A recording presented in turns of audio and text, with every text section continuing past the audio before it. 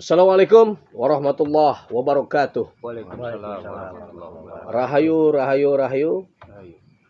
Saudaraku tercinta, dimanapun kalian berada, dari Sabang sampai Merauke, jumpa lagi dengan saya, Ki Raden Arya Wibawa, beserta para santri Padepokan Matahari. Malam ini, kita kebetulan nanti malam akan mengadakan acara zikiran, amalan hasbunallah wa ni'mal wakil, jam 12 teng. Nah, ini belum kumpul semua. Jadi baru beberapa orang yang memang kita tadi sempat berdiskusi atau berbincang-bincang perihal tentang ciri-ciri seseorang yang memiliki khodam. Nah, hari ini saya bikin konten tentang ciri-ciri manusia yang berkhodam ya. Apa sih khodam itu? Kalau bahasa Arab, khodam itu artinya adalah pelayan. Jadi khodam itu artinya pelayan. Nah, tapi di sini khodam yang dimaksud adalah seorang pendamping. Pendamping yang mendampingi seseorang atau manusia itu sendiri. Nah, khodam ini atau pendamping ini ada yang dia datang, ya, yang datang ke kita itu karena suatu amalan. Amalan yang didawamkan, yang diamalkan secara istiqomah atau secara kontinu. Dari mana? Dari ayat-ayat yang dia baca atau zikiran yang selalu dia baca sesuai dengan aturan daripada seorang sang guru. Nah, jadi awalnya dia kosong. Dia tidak ada khodam. Tetapi karena dia memiliki suatu amalan dari guru, diamalkan terus-menerus, sehingga dia didampingi oleh khodam atau pendamping makhluk nih. Dilihat lagi dari sisi mananya? Sisi ilmu atau amalan yang dia baca. Misalkan dia mengamalkan doa. Amalan misalkan nur buat. Atau amalan sholawat nariyah. Atau jikiran-jikiran asma'ul husna. Nah, nanti khodam ini sesuai daripada amalan yang dia baca. Nah, satu ayat atau satu huruf yang dia baca itu sudah ada satu khodam. Kalau dia baca sholawat nariyah, itu berapa jumlah hurufnya? Berarti kalikan saja berapa khodam. Nah, tetapi dari khodam-khodam ini, dari ayat atau dari huruf per huruf, itu dirangkum lagi menjadi amalan sholawat nariyah tadi. Nah, ada penguasa khodamnya di sholawat nariyah. Atau penguasa di surat Al-Ikhlas. Atau penguasa di amalan misalkan doa Nabiullah Sulaiman. Ada penguasa-penguasanya. Nah, ada juga khodam yang memang dia datang itu sejak dari dia lahir. Brojol ke muka dunia, ke bumi ini, dia sudah didampingi oleh sosok seorang khodam. Dari mana berasalnya? Bisa jadi dari orang tuanya. Orang tuanya ahli wirid, ahli keilmuan, dia berdoa, ya Allah lindungilah anak saya, jaga dia, jaga keluarga saya. Nah, dengan doa yang dia lontarkan atau dia lafadzkan ketika berdoa atau ketika meditasi atau ketika zikrullah, maka ketika anaknya lahir itu sudah ada yang ikut, damping. Ya. Ada lagi khodam yang dia ngikut karena senang sama seseorang ini. Contoh misalnya sama Bang Rian. Dia misalnya lagi ziarah. Tiba-tiba ada tuh khodam yang senang sama Bang Rian. Maka dia ngikut. Ngikut ke rumah. Nah, bahasanya ketempelan. Ya, ketempelan. Ngikut. Misalnya lagi ziarah ke makam Banten, ya, ke beliau. Ada nih khodam yang mau ngikut, udah ngikut ya. Gitu. Nah, jadi ada 3 tuh tadi ya. Ada yang dia khodam itu berasal dari wiridan yang memang dia amalkan. Ada khodam yang hasil daripada doa atau sebuah keinginan daripada seseorang ini, entah bapaknya, entah kakeknya, entah buyutnya, menginginkan biar anak cucu keturunannya diselamatkan. Nah itu. Ada satu lagi yang memang khodam ini ngikut karena senang dengan kita. Ya. Nah, kalau menurut kalian gimana? Ada nggak mungkin satu cerita?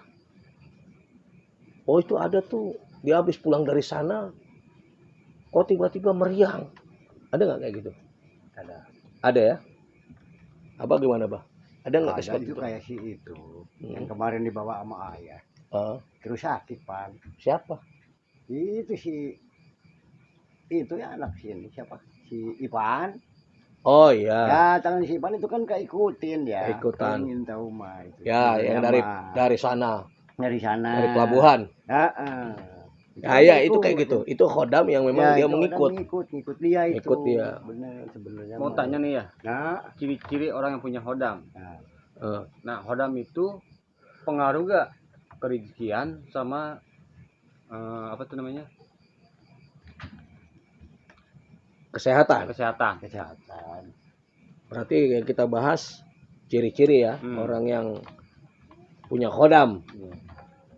Nah, ini ada orang yang dia tanpa dia sadari dia punya khodam.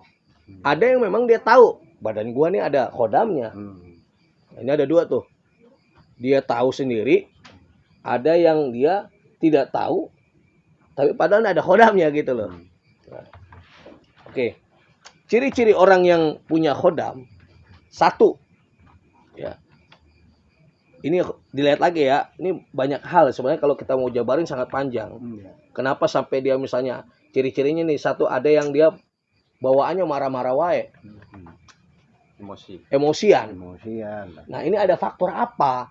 Ini khodamnya khodam apa?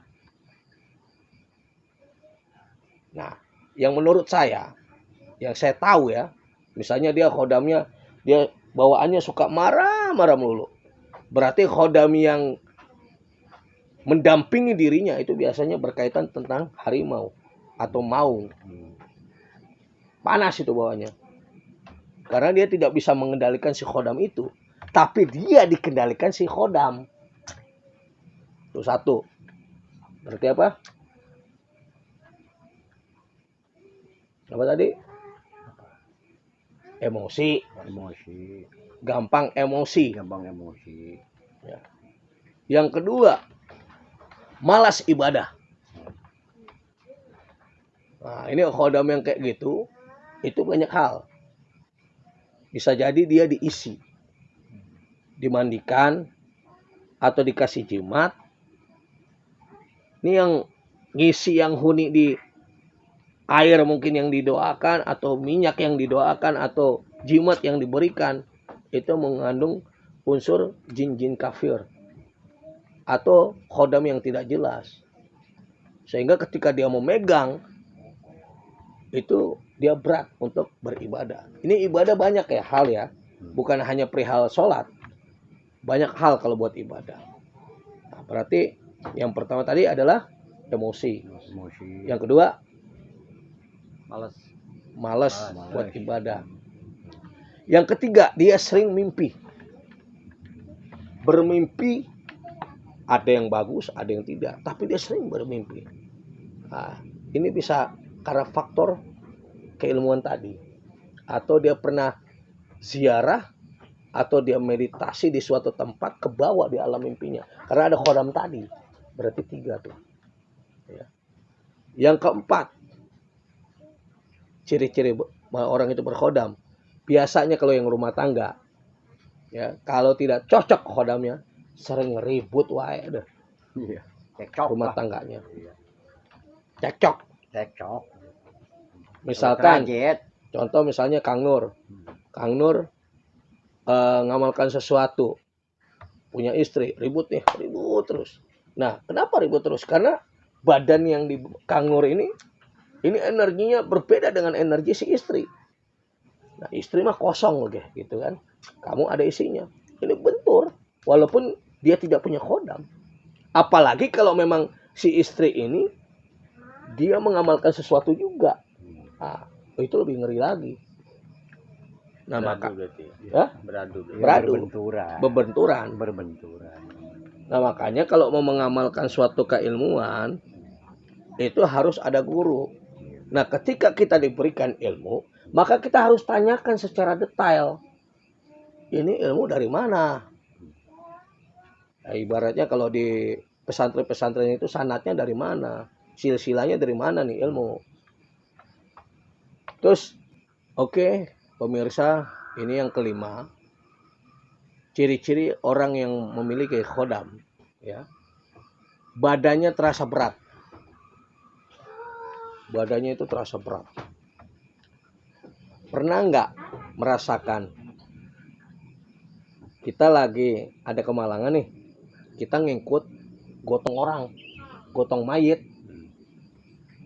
badannya kecil Tapi berat. pernah. Pernah.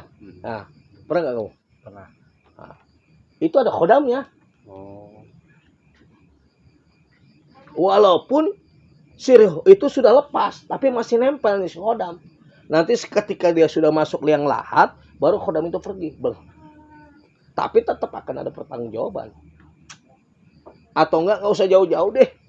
Mungkin kita lagi ngamalin suatu keilmuan, tiba-tiba badan kita merasa berat, Kadang meriang, berat, meriang gitu. Nah, itu berarti khodam itu sedang ada frekuensi si khodam itu ke badan kita. Lanjut, yang keenam. Orang yang punya ciri-ciri orang yang berkhodam, dia susah tidurnya. Kayak gelisah gitu ya. Gelisah. Gelisah bawa aja lah. Aduh, Udah. gelingsangan ya. Gelisahkan. Bisa jadi amalan yang dia terima itu tidak cocok ke badannya. Ibaratnya wadah nih.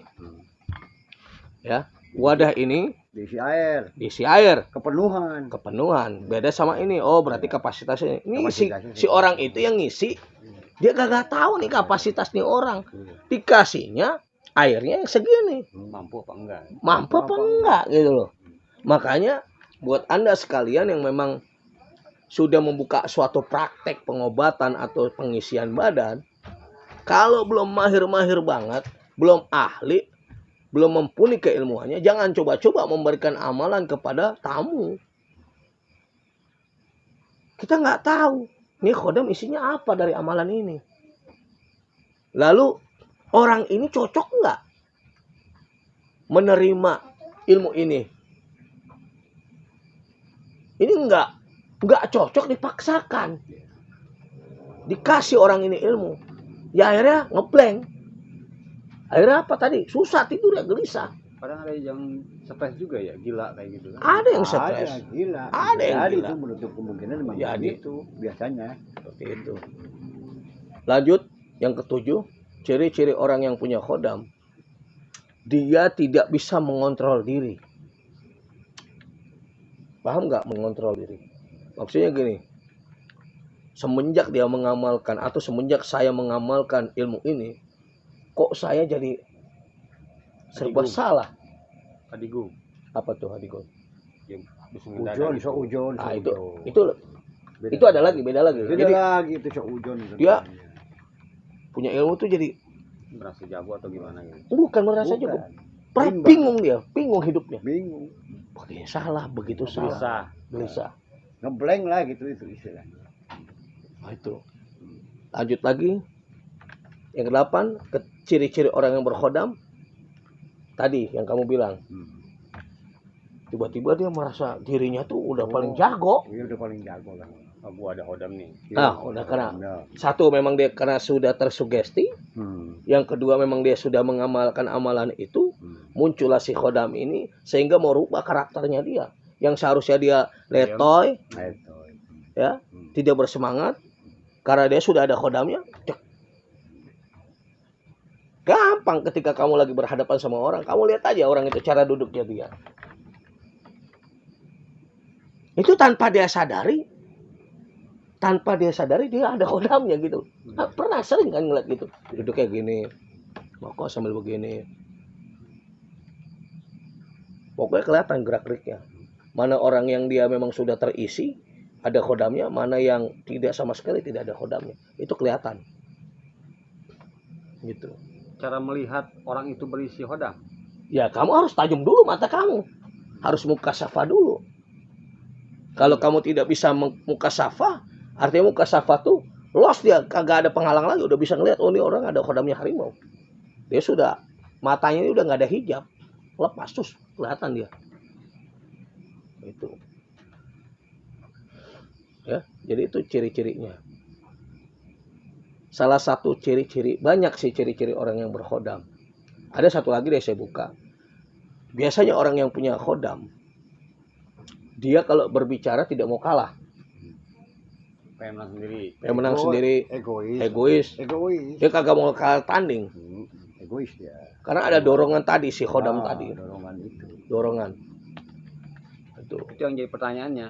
Si hodam itu menghalangi rezeki kita apa enggak? Tergantung jenis si khodam tadi. Contoh, kayak ayah nih. Ayah banyak nih. Khodam banyak saya. Ya. Salah satunya misalnya kan ada ilmu misalnya kedikjayaan. Ilmu kekebalan. Kekebalan rata-rata orang-orang yang memiliki ilmu kekebalan, kehidupan ekonominya itu tidak bagus. Terhalang. Karena ilmu tadi. Tapi ada juga orang punya ilmu kedikjayaan, tetapi tidak terhalang kerejekiannya. Nah, makanya ini khodam yang amalan apa dulu yang dibaca. Kalau dia salah dikasih amalan, salah baca, salah ritual, salah meditasi, yang datang beda.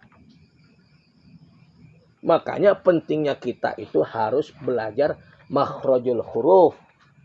Kalau memang amalan itu amalan yang berkaitan tentang Asmaul Husna, tentang sholawat, berarti kita harus dulu belajar tentang makhrajul huruf. Pembacaannya, pengucapannya itu harus benar. Sesuai dengan Mahroj lah. Ya, Makhrajnya harus jelas. Jadi kalau dia salah baca ya datangnya salah. Salah ya. Akhirnya ngeblank seperti itu. Oke, terima kasih saudaraku tercinta. Kita nggak usah terlalu panjang bahas khodam.